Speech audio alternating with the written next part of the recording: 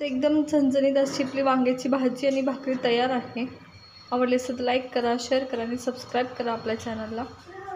मंडळी, मी कोमल तुमच्या सगळ्यांचं आपल्या रेसिपी चॅनलमध्ये खूप खूप स्वागत करते। सगळ्यात पहिले तुम्हाला अक्षय तृतीयाच्या खूप खूप साऱ्या शुभेच्छा। तर आज आपण नवीन रेसिपी घेऊन आलो आहोत। तर आज नवीन रेसिपी म्हणजे रोजच्या डेली भाजीतली असणार आहे, ती म्हणजे भरलेली वांगी। भरलेली वांगी ही खूप पॉप्युलर रेसिपी आहे महाराष्ट्रातली। प्रत्येकाच्या घरी आठवड्यातून एकदा तरी भरलेली वांगी होतात किंवा वांग्याची कोणती पण भाजी होते भरलेली वांग्याची, किंवा कटेट वांगे किंवा एकदम सिंपल सुकं वांग वगैरे किंवा वांग बटाटा असा प्रकार वांग्याचा होतो, प्रत्येक घरात होतो। चला तर मग वेळ न घालवता आपल्या रेसिपीला सुरुवात करूया। वांगी बनवण्यासाठी किंवा भरवं वांग बनवण्यासाठी आपण इथे वांगी घेतली आहेत आणि ती ही अशा पद्धतीने 4 खापा करून कापून घ्यायची। किडकी वगैरे आहेत का बघायची। ही मी धुवून घेतली आहेत, तुम्ही सुद्धा धुवून घ्यायचीत व्यवस्थित। या पद्धतीने अशीच मी सगळी करून घेणार आहेत आणि पाण्यात ठेवायची म्हणजे काळी पडणार नाहीत। भरलेल्या वांग्यांसाठी वांगी खरेदी करतो किंवा वांगी घेतो तेव्हा शक्यतो ज्या वांग्यांना काटे आहेत ना अशी वांगी घ्यायची। काटे टोचले पाहिजे या पद्धतीची आपण शक्यतो वांगी निवडताना निवडायची। कारण काय ना की ती वांगी ही चवीला खूप छान लागतात आणि ती सुकलेली म्हणजे ताजी असतात, सुकलेली नसतात। त्याच्यामुळे शक्यतो अशा वांग्यांना प्रेफरन्स द्यायचा की ज्याची काटे आहेत, ज्याची काटे टोचतात ते आपल्याला अशा वांग्यांना प्रेफरन्स द्यायचा शक्यतो। त्यांनी भाजी खूप चवीची होते आणि वांगी सुद्धा ती ताजी असतात। त्याच्यामुळे भाजीकडे एकदम व्यवस्थित गरम झाले आहे त्या टायमाला आपण नाही का खोबरं भाजून घेतोय व्यवस्थित। एक लाल बुंद होईपर्यंत 5 ते 10 मिनटं, 5 मिनटं भाजून घ्यायचं। लाल झाल्यावर काढून घ्यायचं। खोबरं माझं एकदम व्यवस्थित भाजून झालंय त्या टायमाला मी साईडला काढून घेते। गॅस बारीक करायचा, नंतर बंद करायचा, व्यवस्थित काढून घ्यायचं साईडला। त्याच्यानंतर आपण धने भाजून घेणार आहोत। 1 चमचा माझ्याकडे धने, 1 चमचाच टाकायचे, जास्त नाही टाकायचं। त्याच टायमाला दालचिनीचा तुकडा 1 टाकायचा। हे दोन्ही व्यवस्थित भाजून घ्यायचं। कढई गरम असल्यामुळे हे पण माझे लगेच भाजून। आपण तीळ भाजून घेणार आहोत, नुसते थोडेसे भाजून घ्यायचे। तटतट आवाज यायच्या आधी काढून घ्यायचं आपल्याला। माझे शेंगदाणे भाजून घेणार आहे व्यवस्थित, तर शेंगदाणे पण एकदम व्यवस्थित भाजून घ्यायचे आपले। शेंगदाणे आपण व्यवस्थित भाजून घेतोय।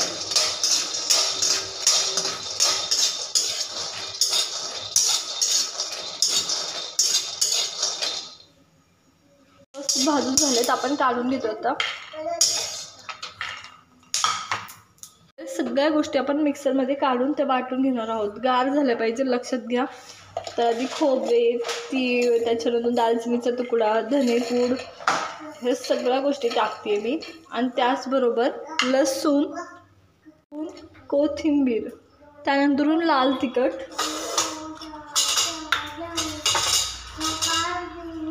1 चमचा लाल तिखट, कलर येण्यासाठी लाल तिखट टाकतोय आपण। चव जर तुम्हाला खरंच भाजीला आणायची तर काळा मसालाच टाकायचा। तर 1 चमचा लाल तिखट टाकतोय, त्याच्यानंतर मी काळा मसाला टाकते। लाल तिखट टाकले त्यानुसार अंदाज घेऊन टाकायचा। तर माझ्याकडे हा काळा मसाला आहे तो मी थोडा टाकते, कारण तिखट होईल नाही तर सगळ्या गोष्टी। तर हे आणि सगळ्या गोष्टी हळद 1 टाकणार आहोत, थोडीशी हळद 1 टाकतो आपण। ह्या सगळ्या गोष्टी मिक्सरमधून वाटून घ्यायच्या। जिरी पण आपण टाकलेली आहे याच्यातच। सगळ्या गोष्टी मिक्सरमधून बारीक वाटून घ्यायच्या। पाण्याचा वापर शक्यतो करायचा नाही, नाहीतर मग वांगी व्यवस्थित भरली जात नाही। त्याच्यामुळे शक्यतो पाण्याचा वापर टाळायचा। चला तर मग वाटून घेऊया। आपली वाटल्यानंतर आपण ह्याच्यात नाही का मीठ ॲड करतोय। चवीनुसार भाजीला आपण ह्याच्यातच मीठ टाकतोय सगळ्या गोष्टी एकदम मी व्यवस्थित वाटून घेतल्या आहे। आता वांगे भरायला सुरुवात करूया। आपण अशा पद्धतीने वांगी भरणार आहोत। लक्षात घ्या शेवटपर्यंत गेलं पाहिजे, म्हणजे काय होतं वांग्याला टेस्ट पण भारी येते आणि सारण बाहेर निघत नाही। आणि मी ह्याच्यात पाण्याचा थेंबही टाकलेला नाही आहे। जर तुम्हाला वाटलं की तुमचं सारण नाही बसत आहे, कोरडंच आहे, तर तुम्ही ह्या टायमाला थोडासा शितुडा देऊ शकता पाण्याचा। म्हणजे एखादा चमचा, पोहे खायचा चमचा असतो त्याने एखादा चमचा टाकू शकता। नाहीतर खूपच पाणी झालं तर सारण वांग्यात राहतच नाही, ते बाहेर पडतं। तर हे पहा, माझं मी तुम्हाला वांगला दाखवते। तर हे पूर्ण बाहेर निघेपर्यंतच असं असतं, त्यामुळे शक्यतो कोरडं वाटण करायचं, अजिबात पातळ वाटण करायचं नाही. चला तर बाकीची पण वांगी मी अशीच भरून घेते. भाजी एकदम व्यवस्थित भरून झालेली आहे, हे पहा. तर खूप व्यवस्थित भरायची जेणेकरून सारण बाहेर नाही आलं पाहिजे. हे बघा, अजिबात कुठेच एकदा तुम्ही फिट असं आतपर्यंत भरलं ना वांगं, तर सारण बिलकुल बाहेर येत नाही. जर तुमच्या वांगीची मोठी देठे असतील तर कापून घेतली तरी चालतील. माझी इथं वांगी पण छोटी आहेत आणि देठंसुद्धा. तर चला तर मग आता वांग्याची भाजी करायला सुरुवात करूया. तर इथं आपली तेल एकदम व्यवस्थित गरम झाल्यावर आपण जिरे टाकणार आहोत. आपण मसाले ऑलरेडी सगळे वांग्यात टाकलेले आहेत, त्याच्यामुळे एकसुद्धा मसाला आपल्याला तेलात टाकायचा नाही. तेल आपलं व्यवस्थित गरम झालं आहे, तर आपण आधी जिरी टाकतो आहे. जिरीसुद्धा नाही टाकली तरी चालते इवन, कारण आपण जिरी पण टाकलेली असते त्याच्यात वांगं हे करताना. त्याच्यानंतर एक एक वांगं सोडायचं, एकदम व्यवस्थित सोडायचं आहे. गॅस बारीक करायचा. खूप तेल गरम असेल तर बंद केला तरी चालेल, नाहीतर मसाला करपतो आणि त्याचा वास चांगला लागत नाही. आणि सगळ्या साईडनी व्यवस्थित, जर तुम्हाला असं वाटत असेल की चमच्याने माझ्या वांग्यातला मसाला बाहेर निघतो आहे, तर सरळ झाऱ्या किंवा तळण काढायचं कुठलं पण साहित्य असतं ते घ्यायचं आणि त्याने उलटायचं. तर आता आपल्याला वांगी तिथपर्यंत परतायची जिथपर्यंत वांग्याचा कलर चेंज होत नाही. तर आधी तुम्ही पाहिलं असेल की वांग्याचा कलर वेगळा होता आणि आत्ता मात्र वेगळा आहे. एक प्रकारे तळून काढल्यासारखीच करायची, म्हणजे शालो फ्राय केल्यासारखी करायची. आणि मग थोडंसं तेलातसुद्धा वांगी शिजतात, तेल खूप जास्त असेल तर, नाहीतर थोडंसं पाणी टाकायचं. तर हे माझी वांगे एकदम व्यवस्थित झाले. तर मी तुम्हाला वांग्याचा कलर कसा चेंज झाला पाहिजे हे दाखवते.